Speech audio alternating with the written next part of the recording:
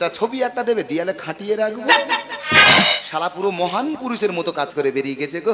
তবে যাই পার হোক মেয়েটা কিন্তু হেভি সুন্দর আছে। এই একটা কথা বলবো, আজকে রাত পাঁচশো রাত একটা চুম খাবো। বাবা এই কথা এত লজ্জা পাচ্ছে, এর আগে কতজন খেয়েছে আমি না বলিনি।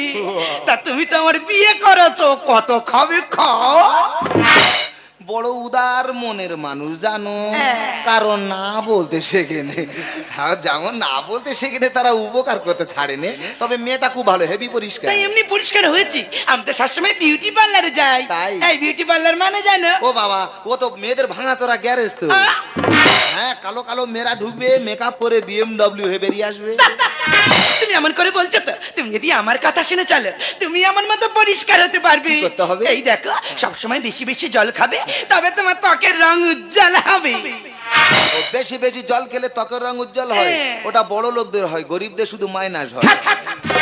একদম বাজে কথা বলবে না। তুমি যদি আমার কথা শুনে চলো না, তোমার যে হেলেবেলে শরীর না হেভি ফিট হয়ে যাবে। এইটা বলো। এই দেখো, বেশি নুন খাবে না, শরীরে চর্বি জন্মায়। বেশি করে শশা খাবে, সব চর্বি গলে যাবে।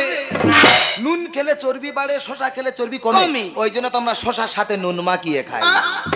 মানে চর্বি বাড়বে না, কমবেও না। ওই জন্য কথাই বলে না, পেটে যদি একটু লেখাপড়ার বিদ্যে না থাকে ওইসব কথা মুখ থেকে বের হয়। কাকে কি বলে দেখো, হ্যাঁ। আমি একজন লেখক। এই তুমি লেখো? হ্যাঁ, 500 পাতা বই লিখেছি। কি লিখেছ? ওই তো বইয়ের প্রথম পাতায় লিখেছি হ্যাঁ। একটা রাজা ঘোড়ার পিঠে চড়ে জঙ্গলে যাচ্ছে। খুব ভালো। আর একদম লাস্টের পাতায় লিখেছি আচ্ছা। রাজা ঘোড়ার পিঠে চড়ে জঙ্গলে পৌঁছে গেছে। বাহ, রোমান্টিক কাহিনী। এই মাঝখানের পৃষ্ঠাগুলোতে কি লিখেছ? মাঝখানে পৃষ্ঠায় হ্যাঁ। মাঝখানে পৃষ্ঠা লিখেছি খাড়াঘাট খাড়াঘাট খাড়াঘাট খাড়াঘাট খাড়াঘাট খাড়াঘাট। মানে রাজা ঘোড়ার পিঠে করে জঙ্গলে যাচ্ছে তো যাচ্ছে, ও সারা জীবন যাবে, মৃত্যু পর্যন্ত যাবে। এটা একটা বই লেখা ছিরি হলো না? যেরাম পেরিশান লিখেছি। কোনদিন শুনুনি লেখাপড়া করে যে গাড়ি ঘোড়া চড়ে সে? বিশ্বাস করো, গাড়ি উল্লা বড্ড বমি হয়, ওই ভয়ে লেখাপড়া করি নাই। তুমি দিয়ে এক্ষুনি বললে বড় শিক্ষিত বই লিখেছো, আবার বলছো ভাই লেখাপড়া করুনি। আবেগে বলছি। বাজে ছেলে কোথাকার, আমার খুব গরম লাগছে। চারদিকে ফাঁকা ফুরফুরে বাতাস, তবু গরম। গরম। আমি তোমার জন্য এসি কিনে আনবো, যাও। টাকা পয়সা আছে? টাকা না থাকতে পারে, কিস্তির যুগ, সবাই কিস্তিতে নিচ্ছে, আমিও কিস্তিতে এসি নেবো। এই কিস্তি শোধ করতে না পারলে?